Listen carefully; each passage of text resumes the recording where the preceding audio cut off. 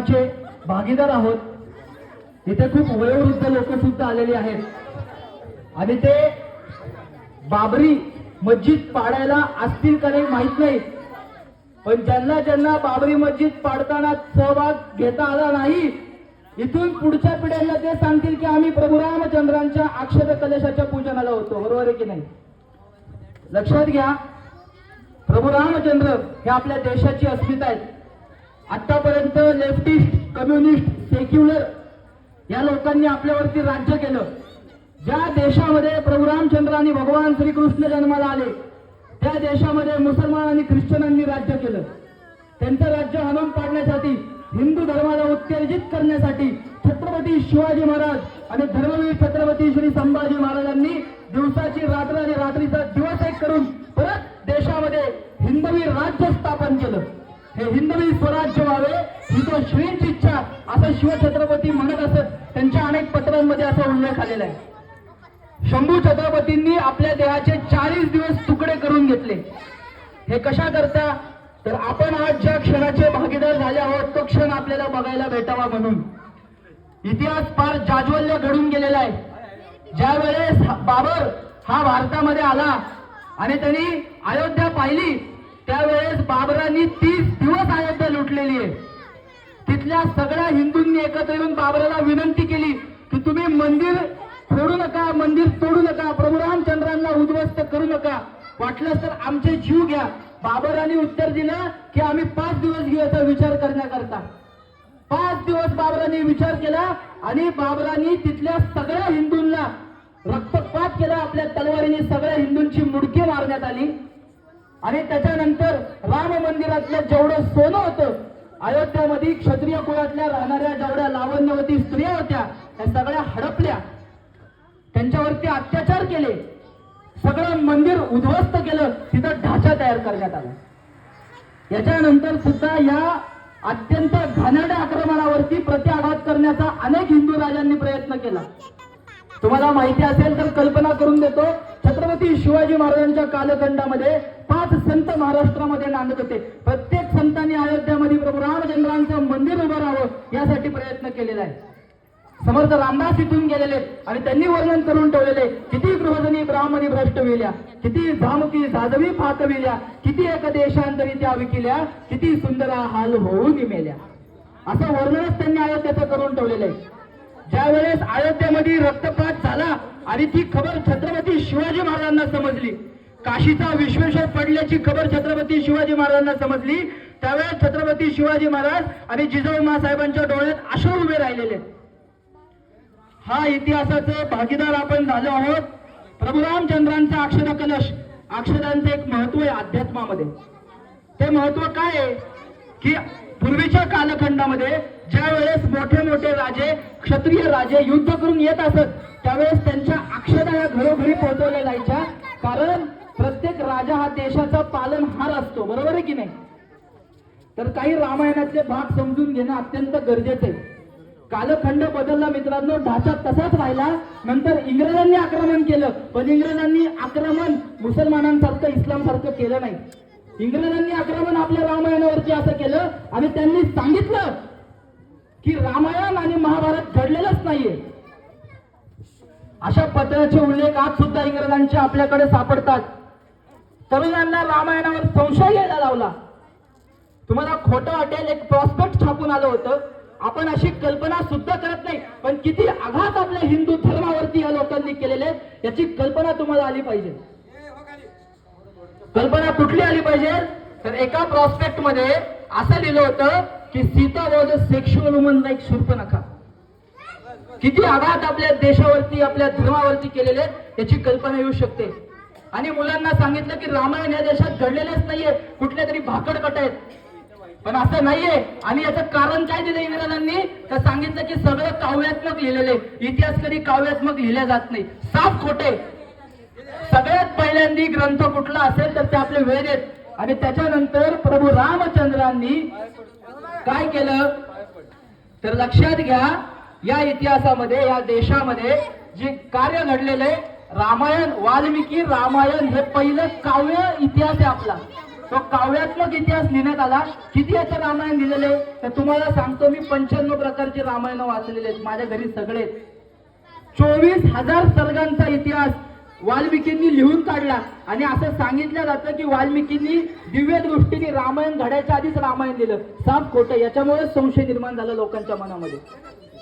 असं झालेलं नसून वाल्मिकींनी सीता माता गर्भवती असताना त्यांच्या आश्रमामध्ये राहत होती, त्यावेळेस त्यांनी सांगितलं की या देशाला, इथल्या हिंदू समाजाला, इथल्या धर्माला जी जेव्हा जेव्हा ग्लानी येईल त्या त्या वेळेस प्रभू रामचंद्रांचा जाज्वल्य इतिहास काम करेल, त्यामुळं मला हा इतिहास ग्रथित करायचा आहे. आणि सीता मातेनी बालकांडापासून म्हणजे प्रभू रामचंद्रांच्या जन्मापासून त्या रावणाला मारण्यापर्यंत, युद्धकांडापर्यंतचा इतिहास सगळा बघितलेला इतिहास सांगितलाय आणि तो लिहून घेतलाय. म्हणजे त्या काळात समकालखंडामध्ये काय झालं तर सीता मातेने जो इतिहास सांगितलाय तो वाल्मिकींनी लिहून घेतलाय. पहिला मुद्दा क्लिअर झाला की नाही, सीता माता आय विटनेस आहे त्या इतिहासाची. दुसऱ्या गोष्ट अशी सांगतो, रावणाला 10 तोंड होते. पोरं विचारतात रावणाला 10 तोंड कशी होते? रावणाला 10 तोंड नाहीत. सीता मातेकडे रावण ज्या वेळेस आलेला आहे तो रावणाशी सीता माता संवाद साधतीये की तुझ्या 2 अत्यंत नशिल्या डोळ्यांनी तू माझ्याकडे बघतोय, कदाचित मनात आलं तर मी तुला श्राप देखील देऊ शकते. इथे सीता माता जर त्याला 10 तोंड असली असती तर 2 डोळ्यांचा उल्लेखच केला नसता. रावणाच्या बेंबीत अमृताचा कलश होता आणि तिथे प्रभू रामचंद्रांनी बाण मारला, मग त्याचा अमृताचा कलश सुकला, असं सुद्धा झालेलं नाहीये. अग्नेय अस्त्र नावाचं एक अस्त्र असतं, या प्रतिमेमध्ये तुम्हाला हे अस्त्र दिसत असेल तर हे अस्त्र अग्नेय अस्त्र असतं. ते अग्नेय अस्त्र प्रभू रामचंद्रांनी काढलं, मंत्रित केलं, रावणाच्या छातीचा नेम धरला. आणि रावण हा सगळ्यात बलाढ्य होता असं देखील नाहीये. सुग्रीवानी रावणाला चोपलेला आहे, सहस्त्र अर्जुनही रावणाला चोपलेला आहे, हनुमंत रावणाला चोपू शकत असत. आणि युद्धामध्ये प्रभू रामचंद्रांनी रावणावरती असे शस्त्र टाकलेले आहेत की त्याला रक्ताच्या उलट्या झालेल्या आहेत. औदार्य कशाला म्हणतात ना, प्रभू रामचंद्र म्हणले जा ताजा तावा न होऊ नये, परत तुला ठोकतो. आणि शेवटी प्रभू रामचंद्रांनी रावणाची सगळी शक्ती दाबून टाकली, त्यांनी अधर्माची वाट तुडवली होती. फार सुंदर वर्णन आहे रामायणामध्ये. काय वर्णन आहे तर सीता माता म्हणतेय की आपण तर मानव आहोत ना, राक्षसांशी कशाला वैर घ्यायचं? प्रभू रामचंद्रांनी उत्तर असं दिलेलं आहे, प्रभू रामचंद्र असं म्हणतात की धर्माच्या रक्षणासाठी माझ्या खांद्यावरचा बाण, माझ्या कमरेचं खडगं आणि माझ्या हातात असलेला न्यायदंड कायम काम करेल. आणि प्रभू रामचंद्रांनी सांगितलं की जे जे अधर्माची वाट तुडवतात, ऋषीमुनींना ब्रह्म ज्ञान प्राप्त केलेल्या सगळ्या लोकांना त्रास देतात, त्यांचं खंडन करण्यासाठी मी मानव स्वरूपातील आत्मानं मानुषम वंदे, म्हणजे मी पूर्ण मानव, पुरे पुरुषोत्तम, मर्यादित पुरुषोत्तम ज्याला म्हणतात ना, मी मर्यादित पुरुषोत्तम अवतार धारण केलेला आहे आणि एक ना एक दिवस मी रावणाचा वध निश्चित करणार. तसंच पुढे घडलं. लक्षात घ्या, मी हे 2-3 मुद्दे सांगितले कारण हे मुद्द्यांचं हॅमरिंग तुमच्यावरती करण्यात आलं. रामायण घडलंच नाही असं सांगण्यात आलं. महत्वाचा मुद्दा काय आहे, आतापर्यंत कम्युनिस्ट, लेफ्टिस्ट, सेक्युलर लोक म्हणतात की राम मंदिर झाल्याने काय राष्ट्राची निर्मिती होणार आहे का? निश्चितपणे राष्ट्राची निर्मिती होणार आहे. कारण भारत हा हिंदू राष्ट्रच आहे. जगावे कसे हिंदूंनी या जगात, जसा सिंह राहे गिरी कंदरात, कुणी ना तयाला अभिषेक केला, तरी मानती प्राणी राजा तयाला. जंगलातल्या सिंहाने एकदा डरकाळी फोडली ना, सगळे प्राणी पळत सुटतात, कारण त्याला राज्याभिषेकाची गरज लागत नाही. प्रभू रामचंद्र, भगवान श्रीकृष्ण, छत्रपती शिवाजी महाराज आणि धर्मवीर छत्रपती श्री संभाजी महाराज याच तुलनेत बसणार आहेत. त्यांचं सिंहासन नसल्यापासून त्यांनी निर्माण केलेलं आहे आणि त्यांना राजा म्हणून घोषणा द्यायची गरज पडत नाही, कारण ते पहिल्यापासूनच सिंह स्वरूप होते. विधी म्हणून त्यांनी राज्याभिषेक करून घेतला. कालखंड थोडासा परत पुढे सरकला. बाबरी पाडायची असा निर्णय घेण्यात आला आणि आपल्याला सगळ्यांना माहिती आहे, इथे काही लोक असतील त्यावेळेस लहान वयात असतील, की बाबरीचा ढाचा सगळ्या हिंदूंनी एकत्र येऊन पाडला, उद्ध्वस्त केला. आणि त्याच्यानंतर कितीतरी दंगली झाल्या, कितीतरी हिंदूंना मरावं लागलं. पण स्वातंत्र्यवीर सावरकर म्हणत होते एक ना एक दिवस हे राष्ट्र हिंदूंचंच आहे, हे हिंदू राष्ट्रच आहे. असं म्हटल्यानंतर पण काही लोकांच्या पोटात दुखतं. का दुखतं? एक गोष्ट सांगतो, आपल्या देशातनं 12 ज्योतिर्लिंग काढून टाकले आणि अमेरिकेत नेऊन ठेवले. काय राहिलं का आपल्याकडं? 51 शक्तीपीठ काढून टाकले, USA मध्ये नेऊन ठेवले. काय राहिलं का आपल्याकडं? प्रभू रामचंद्रांची अयोध्या काढली, छत्रपती शिवाजी महाराजांचा रायगड काढला. काय राहिलं का आपल्याकडं? काहीच नाही. कारण ही अनादि भरतभू, ही अनादि संस्कृती. रोज अरुण चंद्रमा आरतीस उगवती. इथे चंद्र आणि सूर्य भारत भूमीची पूजा करतात. असा प्रभाव दुसऱ्या कुठल्याच भूमीवरती पडला नाही. आणि या भूमीवरती आपलं रक्त सांडून तुम्हाला आम्हाला हिंदू ठेवले आपल्या पूर्वजांनी. अहो, एवढे अनन्वित अत्याचार व्हायला जायचे की प्रत्येक हिंदूतल्या प्रमुख पुरुषाचं जर मुंडकं मारलं तर ते भाल्यात रोवल्या जायचं आणि ते फिरवल्या जायचं. काय वाटत असेल घरच्यांना? आणि तुमच्या आमच्या पूर्वजांनी छातीचा कोट करून आपल्या तलवारी छातीवरती घेऊन छातीतनं रक्ताची चिरकांडी बाहेर पाडली, पण धर्म बदलला नाही. छत्रपती शिवाजी महाराज, धर्मवीर छत्रपती श्री संभाजी महाराज त्याचं जाज्वल्य उदाहरण आहे. आणि असा इतिहास घडत घडत शेवटी हिंदूंची ताकद एक झाली. आणि सावरकरांचं वाक्य खरं ठरलेलं आहे, पितृवचन पाळण्या विजनवासी रघुपती, विजनवासी रघुपती. ही अनादि भरतभू, ही अनादि संस्कृती त्यांनी खरं करून दाखवलं. आपण सगळे हिंदू एक आले म्हणून. आज आपण प्रभू रामचंद्रांच्या पायाशी शपथ घेऊयात. आतापर्यंत आम्हाला जाती जातीत विभागण्यात आलं. आतापर्यंत आम्हाला जातीचा खोटा अहंकार दाखवण्यात आला. आम्ही वर्ण व्यवस्था कधी समजून घेतली नाही. आम्ही जाती जातीत विभागले गेलो. पण आज जमा झाला आहात ना, तर आज एक प्रभू रामचंद्रांच्या पायाशी शपथ घेऊ की तुमचं मंदिर आम्ही उभं करून दाखवलं, पण काशीचा विश्वेश्वर सुद्धा परत घेणार. आणि मथुरेमध्ये जी मस्जिद तयार झालेली आहे ती सुद्धा पाडून भगवान श्रीकृष्णांचं मंदिर तिथं उभं करणार. आणि पुण्याचा पुण्येश्वर हा इतिहास कोणालाच माहिती नाहीये. असंच मुसलमानांनी आक्रमण केलेले महादेवांचं अत्यंत प्राचीन आणि जागृत मंदिर पुण्येश्वर म्हणून ओळखलं जातं. आम्ही नवतरुण त्याच्यासाठी झगडत आहोत, दिवसाची रात्र एक करत आहोत. आणि ते सुद्धा आम्ही एक करणार, कारण आपण आता विभागल्या जाणार नाही. सारा हिंदू एक हे, ही सावरकरांची दिव्य जी स्वप्न होतं, छत्रपती शिवाजी महाराजांचं स्वप्न होतं, धर्मवीर छत्रपती श्री संभाजी महाराजांचं स्वप्न होतं. त्याला आपण दिवसेंदिवस पुढे नेत राहू. कारण एक ना एक दिवस आपण पडणार आहे हो, पण राहणार काय? अटल बिहारी बोलायचे, काय राहणार आहे? हा देश राहणार आहे. सत्ता आती रहेगी, जाती रहेगी, पर ये देश रहना चाहिए.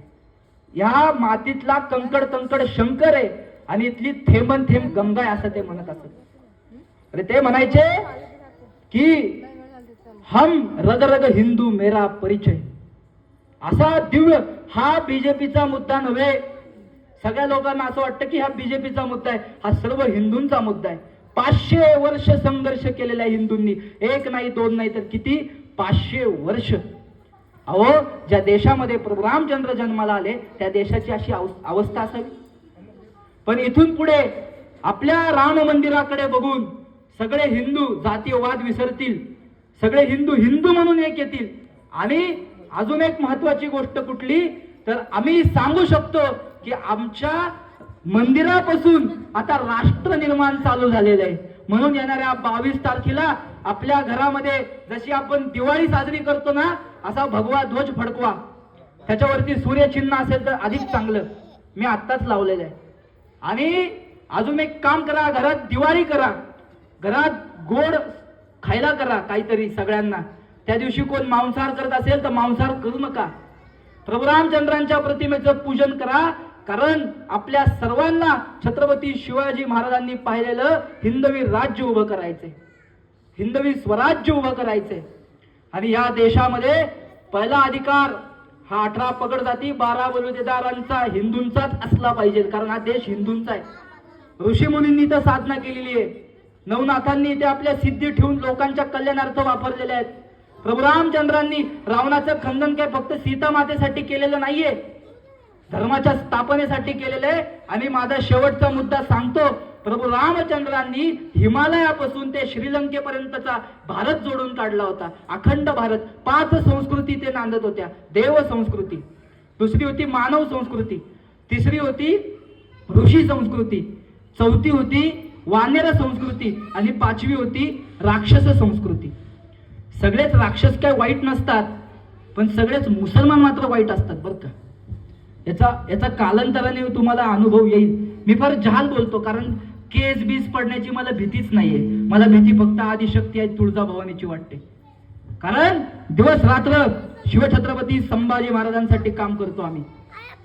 आणि लक्षात घ्या, हा इतिहास एवढा जाज्वल्यतेचा तुम्हाला सांगितलंय कारण तुमच्या डाव्या उजव्या काळजात लहान मोठ्या मेंदूत तांबड्या पांढऱ्या पेशीत रक्ताच्या हडा मासात प्रभू रामचंद्र भगवान श्रीकृष्णांचा धर्मसंस्कार बिंबला पाहिजे आणि येणाऱ्या पिढ्यांना आपण हे सांगितलं पाहिजे की प्रभू रामचंद्रांच्या राम मंदिरासाठी इतका संघर्ष झालेला आहे आणि आता आपली शक्ती विभागल्या जाऊ शकत नाही. ती युक्तिवादातनं असना आणि ताकदीच्या बळावरती का असना विभागल्या जाऊ शकत नाही.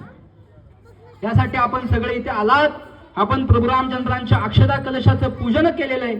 या पूजनाचा एक सहभागी झालो आहोत. याचा आनंद घ्या. प्रभू रामचंद्रांच्या नामाचा आनंद घ्या. आपण सगळे आरती करूयात. प्रभू रामचंद्रांचा एकदा जय जयकार करूयात. छत्रपती शिवाजी महाराजांचा जय जयकार करूयात. कारण हे हिंदू नरसिंहा प्रभू शिवाजी राजा. शिव छत्रपती झाले नसते तर कसले प्रभू रामचंद्र वाचायला भेटले असते. भगवान श्रीकृष्ण कसले वाचायला भेटले असते. संभाजी महाराजांनी स्वतःचं बलिदान केलं नसतं तर. म्हणून आपण येणाऱ्या पिढ्यांना प्रभू रामचंद्रांच्या दिव्य जन्मभूमीचा इतिहास सांगायला आता सक्षम झालो आहोत. एकदा सगळ्यांनी इथे आनंदाने आणि मोठ्याने प्रभू रामचंद्रांचा जय जयकार करायचा. बोला सीताकांत स्मरण प्रभू रामचंद्र की, पवन पुत्र हनुमान की, गोपाल कृष्ण भगवान की. हरे हरे. छत्रपती शिवाजी महाराज की, परमवीर छत्रपती श्री संभाजी महाराज की. भारत माता की. आर्य सनातन वैदिक